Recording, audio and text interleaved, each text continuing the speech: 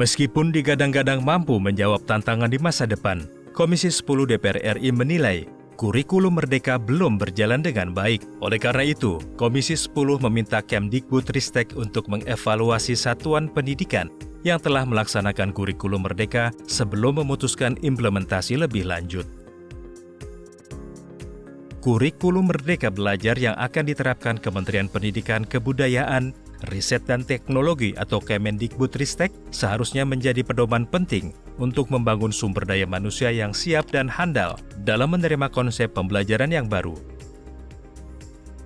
Konsep ini sebenarnya sudah terdapat dalam rencana strategis Kemendikbudristek pada tahun 2020-2024. Anggota Komisi 10 DPR RI Ledia Hanifa Amalia saat melaksanakan kunjungan kerja Komisi 10 di daerah istimewa Yogyakarta baru-baru ini mengatakan, perlu adanya persiapan yang matang dari segala aspek sebelum kurikulum Merdeka ini diterapkan. Pasalnya, kurikulum ini rencananya akan merubah drastis paradigma tentang pendidikan di Indonesia.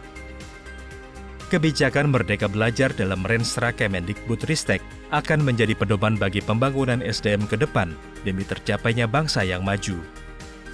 Kurikulum Merdeka sebenarnya harus dilatih dulu karena itu mengubah paradigma. Nah, buat di perkotaan sebenarnya relatif lebih mudah karena mereka udah banyak informasi ya, lebih banyak terpapar informasi-informasi sehingga menyesuaikan adaptasi dan lain sebagainya itu masih bisa. Tapi problemnya kalau di daerah dan di kabupaten misalnya di perbatasan itu akan menyulitkan. Yang berikutnya juga kalau kita lihat makanya kenapa SMP 8 memutuskan nanti nggak sekarang ambil kurikulum merdekanya karena mereka merasa harus siap dulu. Nah itu kan pelatihan gurunya, kesiapan gurunya, mengubah paradigma pengajaran, metode pembelajaran itu menjadi hal yang sangat penting untuk dikenali oleh semuanya gitu. Sementara itu, anggota Komisi 10 DPR RI lainnya Johar Arifin Husin mengatakan, kurikulum Merdeka Belajar perlu didahului pengkajian yang sangat matang. Selain kesiapan metode pembelajaran, perlu juga adanya upgrading dari tenaga pengajar. Kurikulum Merdeka memang masih jadi tanda tanya bagi kita karena selalu berubah-ubah. Situasi kita sekarang lagi tidak normal. Ya, kita tahu sekarang kan learning loss kita kan luar biasa. Learning loss ini bukan hanya karena Covid. Sebelum Covid kan kita sudah learning loss. Kenapa? Karena guru-guru yang ada tidak pernah di-upgrade. Ya, tidak pernah di-upgrade dan mereka ya apa adanya.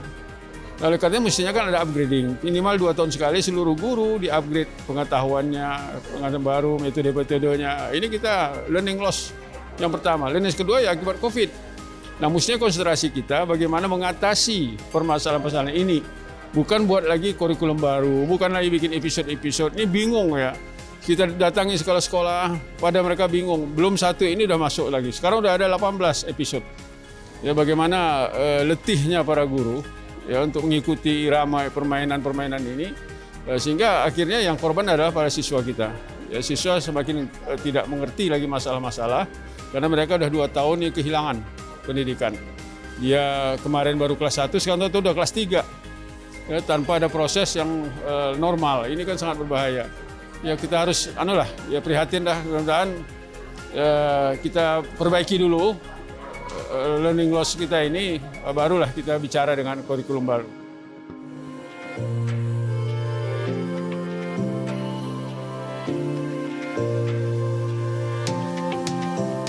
Lebih lanjut, Komisi 10 DPR RI menilai Kemendikbudristek perlu membuat tolak ukur atas semua capaian dan opsi penerapan kurikulum yang akan dilaksanakan di semua satuan pendidikan dan mengkaji kembali kebijakan pelaksanaan kurikulum dengan memperhatikan kajian ilmiah yang komprehensif.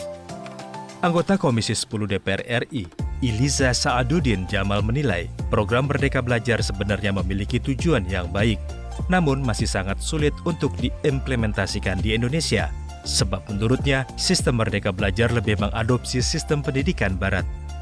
Kalau ini dimerdekakan dan beda-beda, kemudian dari sekolah dasarnya, kemudian ketika kampusnya merdeka, nah ketika mau masuk saja mereka nanti akan sulit karena nggak satu frame gitu dari yang ada. Nah ini perlu ada kajian akademik dan kami belum menerima kajian akademik itu. Jadi memang inilah yang kita harapkan, ada komunikasi intens, uji publik yang cukup baik secara menyeluruh dengan seluruh, tidak hanya kelompok-kelompok tertentu, sehingga nanti akan dapat hasil yang rencana besarnya itu bisa long term, bisa jangka panjang, bisa lebih visioner gitu, sehingga nggak ganti menteri, ganti program. Kebijakan kurikulum Merdeka Belajar harus memperhatikan keberagaman kompetensi guru, potensi, dan kemampuan peserta didik, kesiapan sarana prasarana, serta kondisi sosiologis, geografis, dan budaya Indonesia. Untuk itu, Komisi 10 DPR RI meminta Kemendikbudristek untuk mengkaji ulang kurikulum yang baru diterapkan di beberapa sekolah tersebut. Tim Liputan, TVR Parlemen melaporkan.